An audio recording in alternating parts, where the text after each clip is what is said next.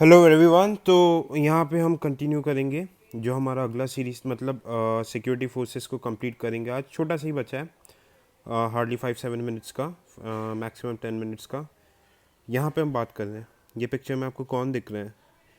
The dream of all the defence aspirants, national security guard. हाँ जी, बिल्कुल, ये भी एक CAPF में ही आता है, under the administrative control of ministry of home affairs. मैं बहुत लोग समझते हैं कि ये इंडियन आर्मी का पार्ट है, जो कि बिल्कुल भी नहीं है। इसके बारे में हम डिटेल्स में अब पढ़ेंगे कि नेशनल सिक्योरिटी गार्ड क्या होता है। चलिए नेशनल सिक्योरिटी गार्ड के बारे में बात करते हैं। पेंसिल ले लिया जाए। ओके, 1986 में बना था, ठीक है, 1986 वगैरह में बना था। ऑपरेशन ब्लू स्टार वगैरह इन सब के बाद हमें लगा कि ऑपरेशन जब ब्लू स्टार हुआ था आपका, जब अमृतसर में भिंडरवाले को एलिमिनेट किया गया था, तब लगा कि यार हर हर चीज़ों में आर्मी को नहीं बुला सकता। अर्बन टेररिज्म को काउंटर करने के लिए, अर्बन टेररिज्म को काउंटर करने के लिए हमें एक स्पेशल फोर्स चाहिए। तो पार्लियामेंट का एक एक्ट से नेशनल सिक्योरिटी गार्ड या फिर ब्लैक कमांडोज बनाया गया, ठीक है। इनको ब्लैक कैट्स भी बोलते हैं, ठीक है। Most elite commando battalion of Indian security forces. देखो, इसमें डायरेक्ट रिक्रूटमेंट नहीं होती, इसमें कैसे जाते हैं? डेपुटेशन। डेपुटेशन मतलब जो आर्मी, CAPF, पुलिस के ऑफिसर्स वगैरह हैं, इनको जो बेस्ट ऑफ बेस्ट रहते हैं, इनकी एक पर्टिकुलर ट्रेनिंग होती है। ट्रेनिंग मतलब एक एक्चुअली 1 मंथ का टेस्ट होता है। उन 1 मंथ के टेस्ट में ये जो 3 फोर्सेस के इंसान मतलब क्वालिफाई कर जाते हैं, फिर उनकी 8-9 महीने की ट्रेनिंग होती है। उसके बाद वो NSG में जाते हैं, नेशनल सिक्योरिटी गार्ड। इसको बोलते हैं डेपुटेशन, ठीक है। अब देखो, इसको भी हेड कौन करता है? इंडियन पुलिस सर्विस का ऑफिसर, IPS ऑफिसर हेड करते हैं। बात समझ में आ रही है? IPS ऑफिसर इसे हेड करता है। आर्मी का सबसे बड़ा डिस्कंटेंट ये है, इसमें 50% आर्मी ऑफिसर्स बड़े हैं, but they are under the control of IPS officer. Bureaucracy, India में इसलिए तो बोलते हैं bureaucracy is at the top, ठीक है। वो सब तो बात की बात है। इनके 2 मैंडेट रहते हैं, अर्बन टेररिज्म को कंट्रोल करना, VVIP एंड VIP सिक्योरिटी। इनको भी, जैसे कि जो VIPs वगैरह रहते हैं, इनको भी कुछ कुछ जगह सिक्योरिटी नेशनल सिक्योरिटी गार्ड देती है, जो नेशनल एसेट्स जिनको बोला जाता है, ठीक है। अब NSG के हम इंपॉर्टेंट ऑपरेशन की बात करें तो ऑपरेशन ब्लैक टॉर्नेडो, ये वर्ल्ड फेमस ऑपरेशन है, जहाँ पे 2008 में जो मुंबई में ताज होटल में अटैक हुआ था, वहाँ पे NSG ने आके टेररिस्ट को एलिमिनेट किया था। उसी के बाद से NSG को बहुत ज़्यादा इंपॉर्टेंस दिए जाने लगा है। पहले इसका देखो ट्रेनिंग इंस्टीट्यूट कहाँ पे है? मानेसर। मानेसर में इसका ट्रेनिंग इंस्टीट्यूट है, ठीक है। और मानेसर में ट्रेनिंग इंस्टीट्यूट है, और इसके हेडक्वार्टर्स वगैरह कहाँ पे है? हेडक्वार्टर्स एक्चुअली इसका दिल्ली में है, पर अभी इसके रीजनल हेडक्वार्टर्स कहाँ पे? मुंबई, हैदराबाद, चेन्नई, कोलकाता। हर एक डायरेक्शन में बना दिया गया कि भाई कभी भी अगर कहीं पे भी अटैक हो तो खटाक से NSG कमांडोज पहुंच जाए। क्योंकि हमने मुंबई में देखा था ना, क्या हुआ था, भाई आके कैप्चर कर लिया, जो टेररिस्ट लोगों ने आके डिफरेंट पार्ट्स में अटैक कर लिया। NSG को पहुंचने में 2-3 दिन लग गए थे, तब तक तो टेररिस्ट ने पूरा काम डाल दिया था। बात समझ पा रहे हो? तो ये था अबाउट नेशनल सिक्योरिटी गार्ड।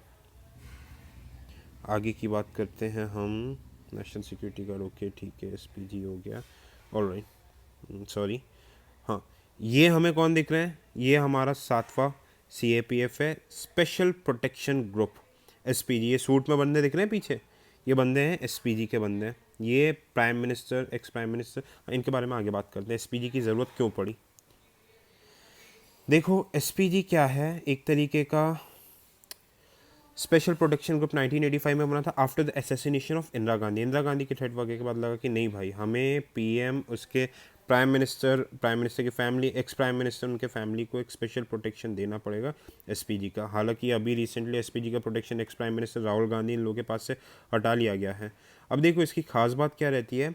ये MHA के अंदर नहीं आती, ये आती है union cabinet secretary, cabinet secretariat के अंदर आती है ना। डायरेक्ट PMO को रिपोर्ट करती है। प्राइम मिनिस्टर के अंदर तो भाई प्राइम मिनिस्टर ही मैनेज करेगा, होम मिनिस्टर के अंदर क्यों जाएगा ये, है ना। तो इसको सबसे एलाइट फोर्स बोला जाता है। इसमें भी डायरेक्ट रिक्रूटमेंट नहीं होता है, इसमें भी सेम NSG जैसा डेपुटेशन में ही जाते हैं। बात समझ में आ रही है? डेपुटेशन में ही जाते हैं।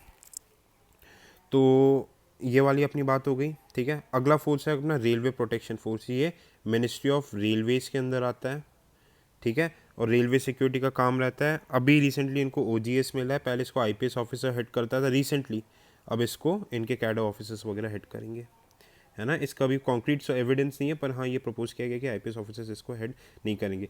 अब UPSC सिविल सर्विसेज वगैरह देते हैं, उसमें एकदम आखिरी में जो जिनकी रैंक वगैरह आती है उनको रेलवे प्रोटेक्शन फोर्स मिलता है। ये सिविल सर्विसेज के थ्रू होता है। अब मैं आपको थोड़ा थोड़ा बेसिक बता दूं फोर्सेस वगैरह के बारे में कि देखो जो डिफरेंट डिफरेंट इंस्टीट्यूट्स की ट्रेनिंग कहाँ पे होती है ऑफिसर्स वगैरह की, इनका ट्रेनिंग इंस्टीट्यूट्स कहाँ है, कोई भी आपसे इंटरव्यू वगैरह में पूछ सकता है। सबसे पहले मैं अगर बोलूँ बीएसएफ का कहाँ पे होता है, टेकनपुर कहाँ पे, ग्वालियर। ठीक है, शॉर्ट फॉर्म में लिख रहा हूँ, आप आवाज़ सुनेंगे आपको बहुत अच्छे से समझ में आ जाएगा। ठीक है, बीएसएफ टेकनपुर ग्वालियर। ठीक है, आईटीबीपी आईटीबीपी कहाँ पे होता है, मसूरी। ठीक है, सीआईएसएफ हो जाएगा आपका हैदराबाद में नेशनल इंडस्ट्रियल एकेडमी है, वहाँ पे ट्रेनिंग होती है। सीआरपीएफ आपका होता है गुरुग्राम। ठीक है, सीआरपीएफ हो गया। और कौन सी, एसएसबी होती है आपके भोपाल के आउटस्कर्ट्स में, एसएसबी की भोपाल के आउटस्कर्ट्स में ट्रेनिंग है। एनएसजी का मैंने बताया मानेसर में होती है। ठीक है, फिर SPG and railway protection force का मतलब एसपीजी का देखो डेपुटेशन में जाते हैं तो दिल्ली अलग अलग एरियाज़ में होता है। रेलवे प्रोटेक्शन फोर्स का रेलवे के इंस्टीट्यूट्स वगैरह अहमदाबाद वगैरह इन सब जगह होती है। ठीक है, स्पेशली नागपुर, इन सब जगह ट्रेनिंग वगैरह होती है इनकी। बात समझ में आ गई। ठीक है, एसपीजी के बारे में जो हमने डिटेल में बात कर लिया। अगला चलते हैं, देखो ये जो पूरा हमने 8 फोर्सेस की बात की वो थे आपके कौन से मेन, आपके कौन कौन से फोर्सेस थे, सेंट्रल आर्म पुलिस फोर्सेस। अब हम डिस्कस करेंगे सेंट्रल पैरामिलिट्री फोर्सेस, अर्धसैनिक बल क्या बोलते हैं। सबसे 2 अर्धसैनिक बल आते हैं, असम राइफल्स ओल्डेस्ट है। ठीक है, 1833 में अप्रॉक्स बना था ये, ब्रिटिशर्स के टाइम पे बना था। इसके हेडक्वार्टर शिलोंग पे है।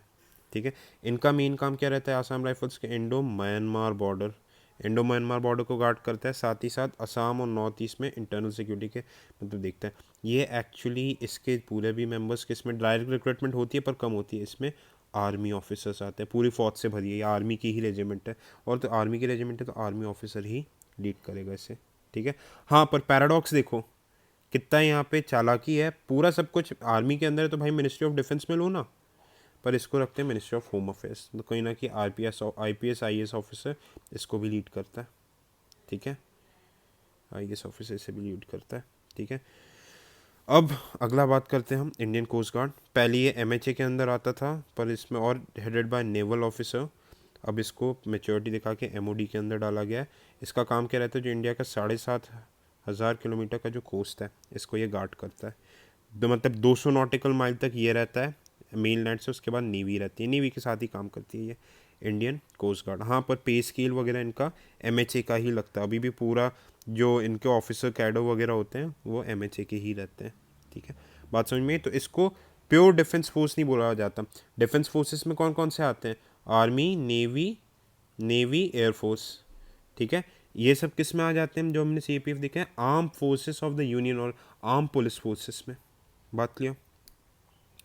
तो ये था आपका किसके बारे में डिटेल में डिस्कशन किया हमने।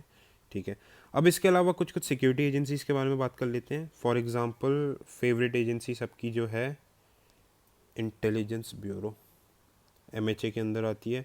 देखो हम जितनी भी एजेंसीज की बात करें मेनली एमएचए, जैसे ये मत बोलना कि सर आपने सीबीआई के बारे में क्यों नहीं डिस्कस किया, क्योंकि वो मिनिस्ट्री ऑफ पर्सनल के अंदर आता है ना। एमएचए ये क्या, इसका काम क्या रहता है, नॉन आर्म तरीके से इंटेलिजेंस गैदर करके state police, arm forces, CAPF को दे देती है कि भाई यहाँ पे टेररिस्ट बैठा है, यहाँ पे यह है, ऑपरेट करो। फॉर एग्जांपल कश्मीर में आर्मी के आईबी कैसे काम करती है, इंटेलिजेंस रिपोर्ट्स देंगी किसको, आर्मी को, सीआरपी को, बोले कि भाई यहाँ पे टेरर हमने सोर्स बनाया, हमारे सोर्स के हिसाब से यहाँ पे टेररिस्ट बैठा है, आप जाओ इनको टर्मिनेट करो। तो आईबी का आप इंपॉर्टेंस समझ पा रहे हो कितना इंपॉर्टेंट ऑर्गेनाइजेशन है। अगली एक फेडरल एजेंसी बनी है। फेडरल एजेंसी का मतलब क्या हो गया कि ये स्टेट को भी मतलब स्टेट के ऊपर इन्वेस्टिगेट, स्टेट को भी मतलब मैनेज वगैरह कर सकती है। जैसे एफबीआई फेडरल एजेंसी है, वैसे एक फेडरल एजेंसी बनी नेशनल इन्वेस्टिगेशन एजेंसी, एनआईए। ठीक है, अब ये कब बनाई है, 2008 के टेरर अटैक के बाद बनाई गई है। ठीक है, इसको भी देखो एमएचए के अंदर आती है, आईपीएस ऑफिसर ही हेड करता है, इसको भी आईपीएस ऑफिसर हेड करते हैं, हर जगह आईपीएस रहता है ना। तो अभी रिसेंट चेंजेस जो यूएपीए एक्ट वगैरह 1967 वाले जो एक्ट में, इसमें कि एनआईए को वाइड पावर दे दिया गया है। इसमें एनआईए को बिल्कुल भी स्टेट गवर्नमेंट की ज़रूरत नहीं पड़ेगी अगर स्टेट के किसी बड़ा ऑफिशियल, किसी बड़े मिनिस्टर वगैरह को इन्वेस्टिगेट करना है। एनआईए को बहुत ज़्यादा टीथ दे दिया गया।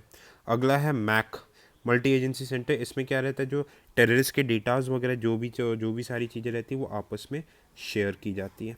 ठीक है। टेररिस्ट के जो भी रिकॉर्ड्स डेटाज रहता है आईबी के पास, रॉ के पास, सीबीआई के पास, मतलब डिफेंस फोर्सेस के पास, इनको आपस में शेयर किया जाता है, उसके लिए एक नेटवर्क बनाया जाता है। ऐसे एक और बना आइडिया प्रपोज किया गया था, नेट ग्रिड, नेट ग्रिड, ठीक है, इंटेलिजेंस एजेंसीज पर। इसमें इंटेलिजेंस एजेंसीज ने आपस में स्टेट पुलिस इन सब के साथ डेटा शेयर करने से मना कर दिया था।